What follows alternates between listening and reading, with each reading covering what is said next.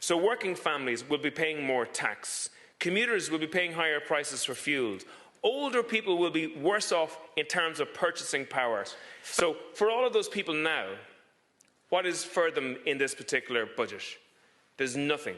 There's nada. There's thwack. There's zilch. You are showering your largesse on these individuals within a fortnight of the general election last year, and this side of the general election, there is nothing for them whatsoever. So what have you done in many ways is you designed your budget not around the economic cycle, not around the needs of the people, but you've designed your budget around the election cycle and the needs of Fianna Fáil and Fine Gael. It's an incredible situation that the Irish Wheelchair Association have estimated that people with disabilities will be €1,614 worse off annually because of this year's budget, pushing those individuals into poverty.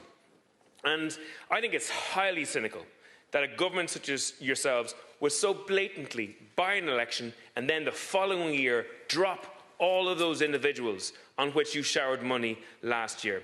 And, I think this budget is a disaster for whole swathes of society. Very simply put, people will have less money in their pockets and will have to pay out more for people. So working families will be paying more tax. Commuters will be paying higher prices for fuel. Older people will be worse off in terms of purchasing power. Families will have to pay more for heating their homes and facing higher prices. And your government's announcement on housing is so frustrating. So there was a VAT reduction in terms of construction, but only for apartments who will not be sold en masse to families, but in the main to property developers and property investment companies for rentals. Now, don't get me wrong, Aontú supported this cut in VAT last night for apartments, but we wanted you to go far more in relation to this. There should be a complete cut in relation to VAT right across the whole construction sector. I'm talking to builders in Meath at the moment, and they're not working. They're not building. They're saying it is simply not viable for them to build.